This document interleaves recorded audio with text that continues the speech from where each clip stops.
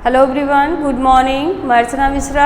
आज हम लोग क्लास 9th चैप्टर 2 हिंदी का पढ़ेंगे। वाक। इसकी रचना की है कश्मीरी कवि कवित्री ने, जिनका नाम है ललदख। ठीक, उन्होंने ये रचना अपने मूल भाषा कश्मीरी भाषा में की थी। ये उसका हिंदी अनुवाद है। इस कविता में कवित्री अपने जीवन के निराशा को व्यक्त की हैं और ईश्वर से मिलने की आतुरता दिखाई है। रस्सी कच्चे धागे की खींच रही मैं नाव, जाने कब सुन मेरी पुकार, करें देव भव सागर पार। पानी टपके कच्चे सकोरे, व्यर्थ प्रयास हो रहे मेरे, जी में उठती रह रह हुक, घर जाने की चाह है घेरे।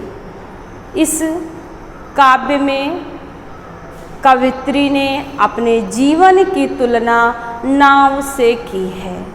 कवित्री का कहना है कि जीवन रूपी नाव को कच्चे धागे से, बहुत कमजोर धागे से, धागा क्या है? सांस, उससे खींच रही हैं।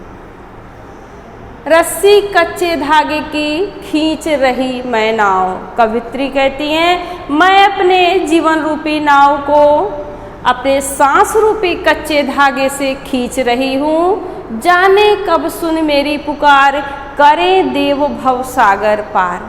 कह रही हैं, पता नहीं कब ईश्वर मेरी पुकार सुनेंगे और मुझको भवसागर से पार कर देंगे। कवित्री को ये उम्मीद है, ये आशा है कि ईश्वर उनको पार करेंगे, ये संसार रूपी भवसागर से पार करेंगे।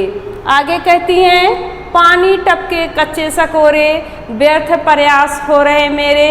आगे कवित्री ने अपने शरीर की तुलना मिट्टी के कच्चे घड़े से की है। कवित्री का कहना है कि जिस प्रकार मिट्टी के कच्चे घड़े में यदि पानी भर दिया जाता है तो वह रिसने लगता है, उसमें रिसाव होने लगता है और धीरे धीरे वह घड़ा नष्ट हो जाता है।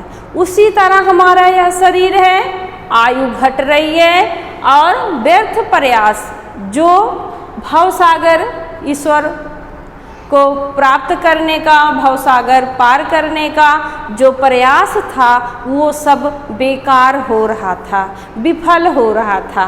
कवित्री ने अभी तक जो भी प्रयास किए हैं वो विफल रहा, उसमें कवित्री असफल रही, इसलिए आज वो बहुत निराश हैं। आगे कहती हैं, जी में उठती रह रहे हूँ, घर जाने की चाह घेरे। जब कोई भी इंसान हो लगातार असफल होता है तो उसके मन में निराशा का भाव जाग जाता है। कवित्री कह रही हैं, बार बार प्रयास असफल होने से, बार बार असफलता मिलने से मन में हुंक उठती है, निराशा का भाव जागता है, घर जाने की चाह घेरे और ईश्वर से मिलने की चाह घेरे हुए है, लालसा उनको पकड़े हुए है कि कैसे मैं ईश्वर से मिलूंगी, ईश्वर कब आएंगे मुझको भवसागर से पार करने। ठीक, इसमें कवित्री ने एक बार शरीर को, जीवन को नाव की संज्ञा दी है, दूसरी बार मिट्टी के कच्चे घड़े से तुलना की है। विशेष क्या है, यहाँ कवित्री ने ईश्वर प्रेम पाने की अपनी आतुरता व्यक्त की है। दूसरा है, उनका आशावादी दृष्टिकोण प्रदर्शित हुआ है। बार बार निराश हुई हैं, बार बार असफल हुई हैं, लेकिन ये आशा बना हुआ है कि ईश्वर एक दिन आएंगे और उनको भवसागर से पार करेंगे। ये उनका आशावादी दृष्टिकोण है।